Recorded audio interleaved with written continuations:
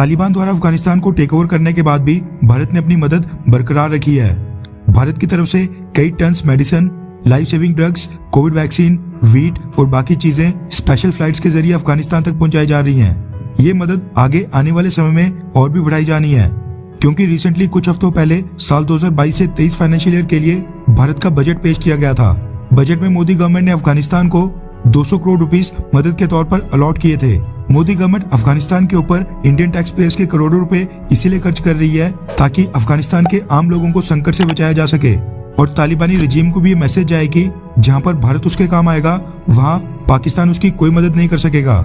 लेकिन तालिबान के कट्टरवादी मानसिकता के लोग जो आज की डेट में वहां पर इंटरिम गवर्नमेंट बनाकर रूल कर रहे हैं, उनको इस बात का बिल्कुल भी एहसास नहीं है कि भारत उनके देश के लिए क्या क्या कर रहा है। भारत का मजाक उड़ाकर ह्यूमिलिएट करके पुराने जख्मों को ताज़ा करने की कोशिश की है।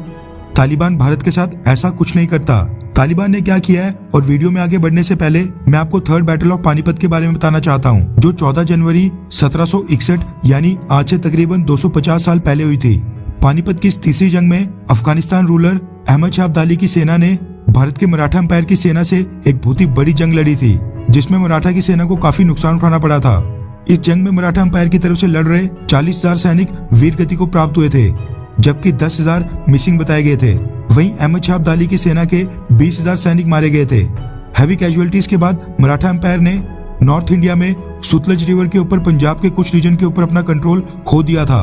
भारत की इस बैटल से काफी बुरी यादें जुड़ी हैं। इस युद्ध में मराठा एम्पायर की हार इसीलिए हुई थी क्योंकि भारत की कई सारी प्रिंसली स्टेट्स ने मराठा एम्पायर की तरफ से जंग लड़ने के लिए अपनी सेना नहीं भेजी थी, लेकिन सामने से अहमद शाह अब्दाली को 4 स्टेट्स का सपोर्ट हासिल था।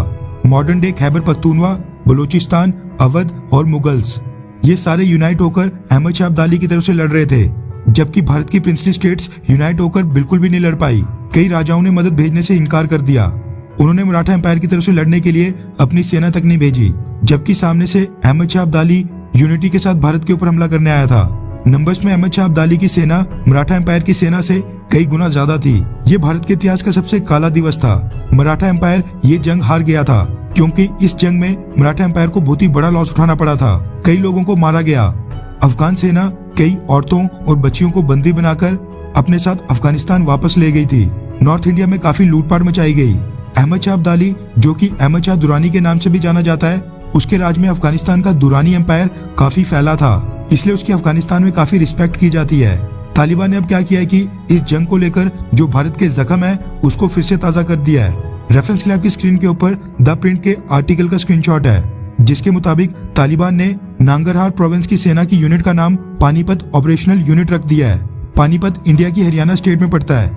इस नाम की अफगानिस्तान में कोई भी जगह नहीं है और ये पूरी तरह से साफ दिख रहा है कि तालिबान अपनी सैन्य यूनिट का नाम पानीपत रखकर इंडिया और मोदी गवर्नमेंट को याद दिलाना चाहता है कि अहमद शाह अब्दाली की लीडरशिप में 1761 में अफगान सेना ने किस तरह मराठा एम्पायर की सेना को हराया था। इसके पीछे तालिबान की प्योर इंटेंशंस दिखाई दे रही हैं कि वो किस तरह से इंडिया के जख्मों को कुरेदना चाहता है, भारत को उकसाना चाहता है, भारत को नीचा दिखाना चाहता है। ये किसी भी प्राउड नेशन को बहुत ही ठेस पहुंचाने वाला कदम है। यानी ये सिला मिला है भारत को अपनी अच्छाई का, और जो हम आज की डेट में अफगानिस्तान की मदद कर रहे हैं उसका।